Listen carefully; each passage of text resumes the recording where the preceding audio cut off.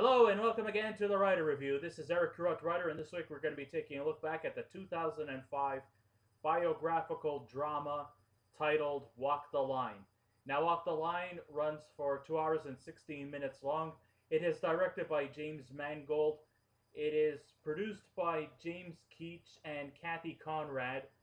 The script was written by James Mangold and Jill Dennis. The score was done by T-Bone Burnett. The cinematography was done by Fedon Papamichael. And the editing was done by Michael McCusker.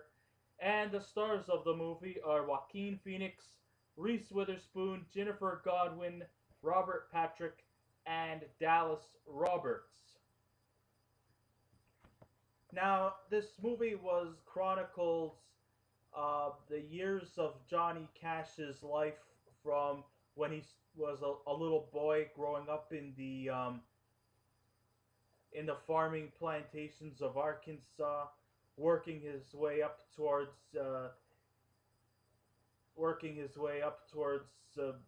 being stationed in the Air Force in Germany, to the time he was married to Vivian Liberto, played by Ginnifer Goodwin, because before he launched his music career, he was an insurance salesman in Memphis, Tennessee, and from his early years working with Sun Records to the time he was touring with the likes of other rock legends like Roy Orbison, Carl Perkins, and the King himself, Elvis Presley, and the Killer, Jerry Lee Lewis. And pretty much up until, his trials and tribulations to win the heart of a person who would go on to be his soulmate, June Carter Cash, played by Reese Witherspoon. So we're chronicling not entirely his career, but only just pretty much up from 1944 and his youthful years up until his marriage proposal to June Carter Cash during the song Jackson. So we're going to chronicle from 1944 to 1968. So we're roughly spanning 24 years of his life. So what could I say about this movie? Well, granted, before I ever saw the movie Walk the Line, I really had very little knowledge of country singer Johnny Cash's life, other than a few songs he's recorded in his long career that spanned over 5 decades, and that he was one of the very few to be inducted into both the country music and the Rock and Roll Hall of Fame. I think Elvis Presley also may have that distinctive honors. Possibility, I think Roy Orbison could also be up there too. Maybe even Jerry Lee Lewis as well. But, other than a few songs like Ring of Fire, Walk the Line, Folsom Prison Blues, A Boy Named Sue, there was very, very little that I really knew of Johnny Cash. And I know this could kind of make me feel ignorant, but I'll be frank with you guys, even though my first name is Eric. I really didn't know very much other than those songs about Johnny Cash. I didn't really know too much about his personal life. I was oblivious to know that Johnny Cash was in cahoots with Elvis Presley, Roy Orbison, Jerry Lee Lewis, and Carl Perkins. And I also didn't know that he also toured with them over a 2-year period. Yes, they worked with Sam Phillips with the Sun Records label, but I didn't actually knew that he was, touring with them. I thought he kind of was a bit of a loner who would rather be by himself along with the Memphis Three. But no, he was touring with them as well. Nonetheless, this film really caught on to me right away and I never once looked back, as this was one of the best biopics ever made to a man whose contributions to the music industry will be eternally etched in our memories forever. This was a very well structured film that's both entertaining and beautifully crafted. Surely I was hoping that Fox would treat its Blu ray disc with the proper respect that it deserves. And I will get to why I don't think Fox really gave it the respect it deserves. But I will get to that later. Okay, sure, the film clearly chronicles the life and times of the versatile performer Johnny Cash, played by Joaquin Phoenix, and later on his wife and soulmate June Carter, played by Reese Witherspoon. But the dimensions in the film exceed what its integrity really is. It boldly conveys positive messages about redemption, rectification, accepting that you have a good thing right in front of you, and to hold on to it while you can. This isn't just a Johnny Cash June meets June Carter, they become married and have a long going marriage and musical career that spanned decades. No, it goes beyond that. It also has a bit of a message behind the story that even through your troubled times, you must always pick yourself up and get back into the race. The story has that kind of inspirational level. It's like a motivated speaker coming to your school, telling his or her story about their troubled times, and that you don't have to be in limbo forever, that you could just pick yourself up, realize what you have done wrong, and try to make the most so that you don't repeat your wrongdoings ever again. That's kind of like what the story really truly embodies. And I think that's what this biopic was about. How true is this whole Johnny Cash June Carter story? I mean, I'm sure there is some dramatization within the parameters of the story. But yes, I think that, because this movie was based on Johnny Cash's autobiography, and I believe that James Mangold did get some approval from Johnny Cash himself before his untimely death in 2003, that he probably did have some licensing permission to make this movie and to approve of this movie. He must have had some licensing approval to depict the troubling times that Johnny Cash had during his music career. Obsessed with drugs, going through the trials and tribulations from his first wife, the troubling times he's had on stage, and all the demons that he had to overcome, and to realize that June Carter and him were made for each other, and that if it wasn't for June Carter, Cash, he probably wouldn't have lived as long as he did. Yes, I know he was 71 years old when he died, and she died like 4 months before him.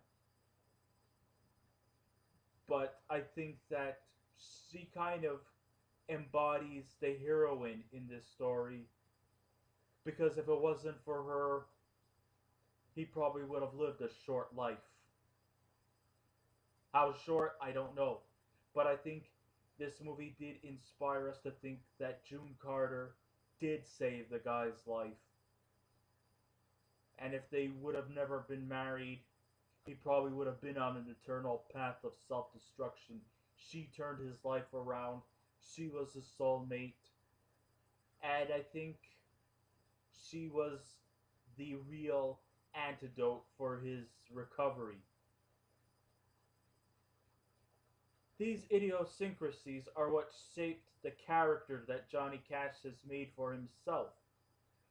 A real treat to this movie is that it went into deeper liberation to showcase a period of time before Johnny and June were soulmates.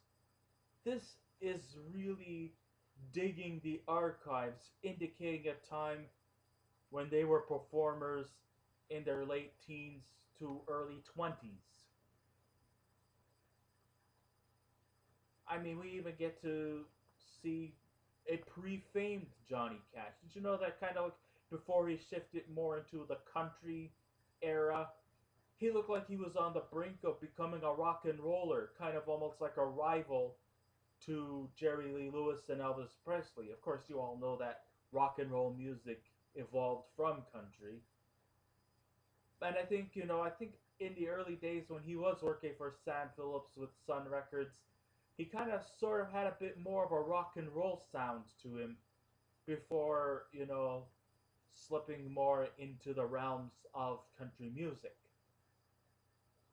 Now, aside from the Oscar caliber performances from Joaquin Phoenix and Reese Witherspoon, Joaquin was nominated, but Reese Witherspoon actually did took home the gold statue for her performance, and well deserved it at that. Yes, I kind of know. I kind of like from the when I was doing my review of the movie Trans America, I said that it was Felicity Huffman who should have won, but was robbed.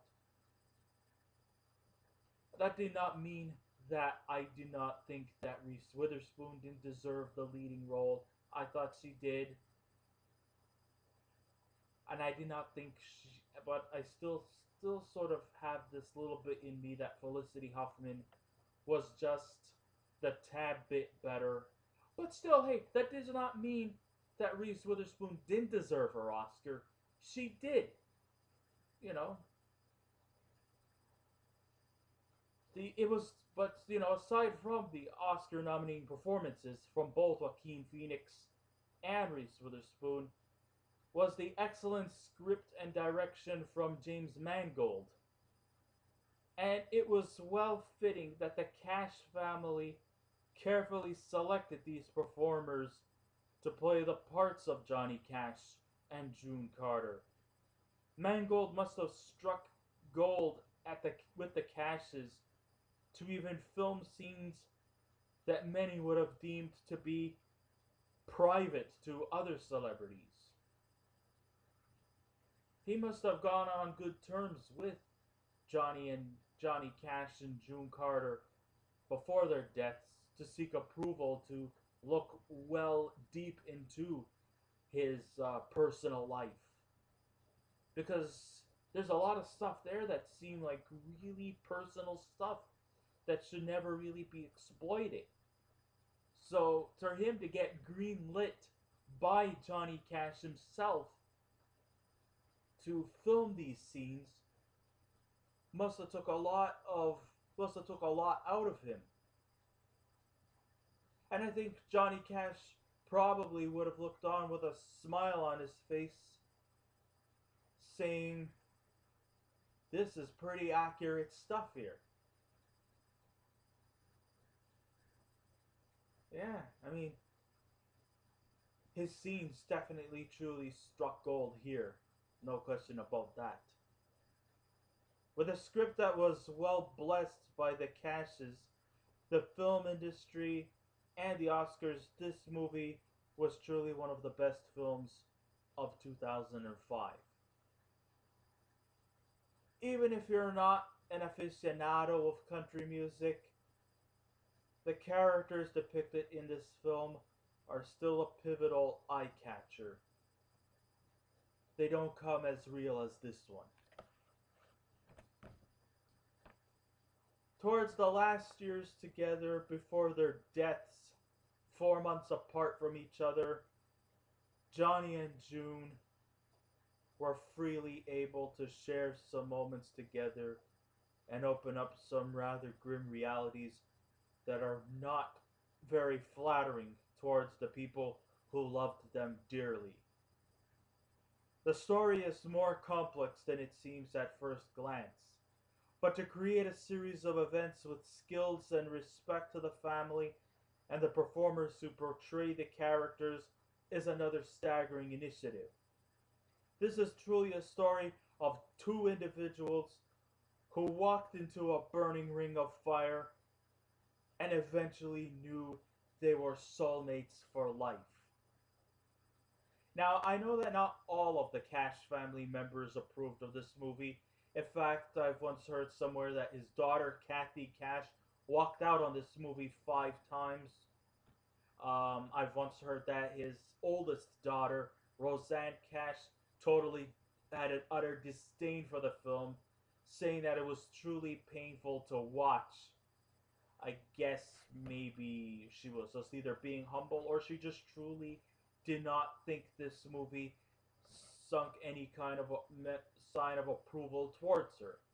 And okay, I guess maybe that might be understanding. You know, there probably might be some scenes that were either dramatized or maybe in some areas here and there might have been some misrepresentation. But it doesn't mean that all of the Cash family disapproved of the movie. I know his son, um, John Carter Cash, took. I think he was serving as an executive producer of this film, so I guess he must have liked the movie and the outcome of it. So there were a few Cash family members who liked the movie. I just feel kind of bad that, Roseanne and Kathy did not approve of it, but, you know, just live with it. I mean, I'm sure last year's movie, which was another musician biopic, Ray, not all the members of the Charles family approved of that movie as well. So, I guess there would probably be some family hostilities towards this movie, and that's understanding.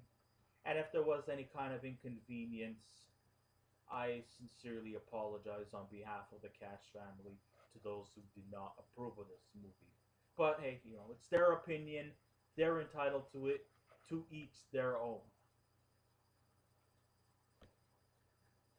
So even though I had a lot of praise for the movie Walk the Line, this was a really excellent movie.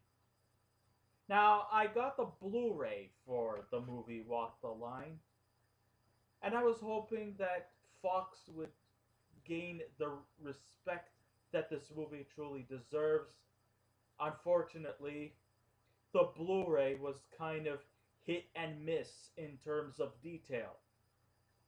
The visuals were subliminally impressive in terms of color and structuring. And when watching it at home, it feels like you're watching it at the theater. The sounding is also quite stupendous, where the dialogue, the sound effects, and the music is presented with direct accuracy. And if you don't have the DVD or the Blu-ray, well, what the hell are you waiting for? Come on and walk the line and buy the DVD. Or else you may as well just throw yourself into a burning ring of fire and go down, down, down until the flames get higher.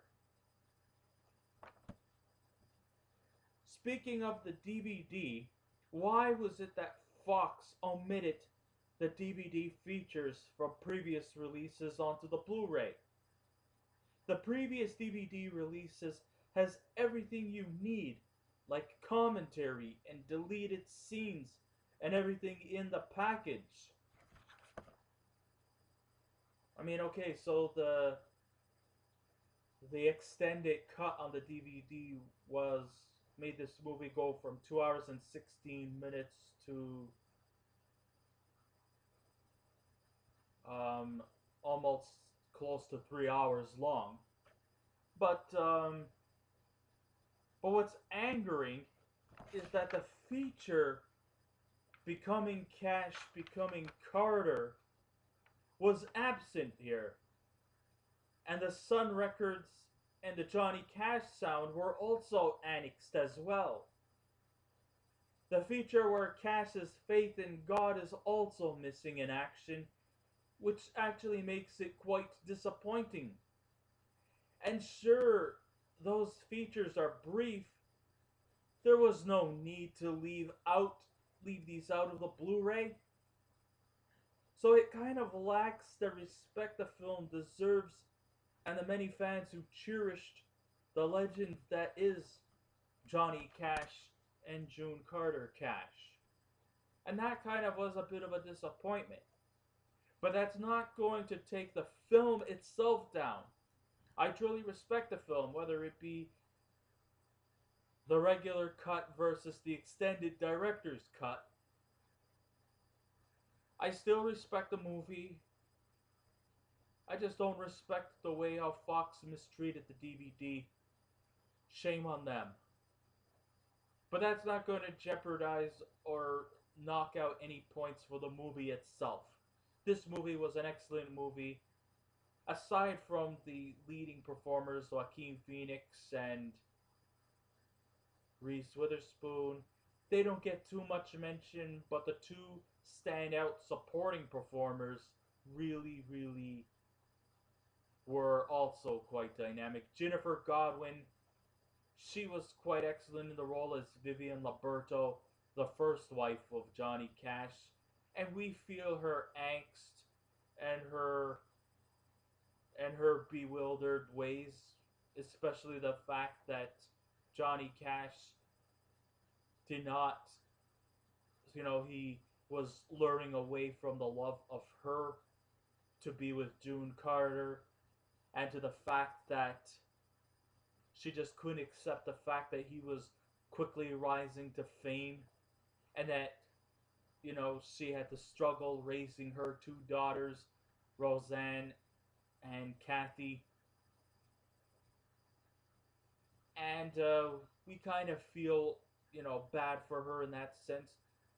And even though this movie does not really quite have that much of an antagonist in the story, I guess the antagonist would have been, maybe Johnny Cash's pushes to pills and other assorted medication. The other antagonist, if there was an antagonist in the human form, it would probably be his father, Ray, who he didn't really get along with very much as a child growing up. One of the things about Ray Cash was that kind of lingered on in this film was the fact that Johnny Cash had an older brother who died in a sawing accident, and Ray Cash seemed to regard his older brother Jack as the favorite son, and that Ray constantly, blamed Johnny for his brother's death, his irresponsible ways. And, I guess Ray kind of came across as being kind of an uncompassionate kind of individual who eventually softened up once, Johnny's road to success became substantial. So then, I guess eventually Johnny earned the respect from his father later in life. But, I guess he probably is like the closest character to an antagonist. So Robert Patrick also deserves some credibility in his supporting role. And, I also saw some other great supporting performances from other musicians, especially, you have to see some characters like Tyler Hilton as the killer, Jerry Lee Lewis. He was quite accurate in his portrayal. It was a really well character-driven film. If you don't want to look at it as a biopic, it's a great character study. And, it has a message hidden subliminally, and it doesn't fall into the categories of being too preachy or sentimental in that kind of area. It was well structured, it was a well executed movie, and if I was to give this movie a scale out of 10, I would give this Johnny Cash biopic, Walk the Line, a 9. So I guess this ends my writer review. Thank you all for listening in. If you wish to subscribe to my channel, please feel free to do so. If you wish to leave a comment, go right ahead. Just remember, be kind, be courteous, and don't be rude. And I will be back again with another movie review. So until next time, this is Eric Corrupt Writer saying, keep watching those movies, and I'll see you around. Goodbye.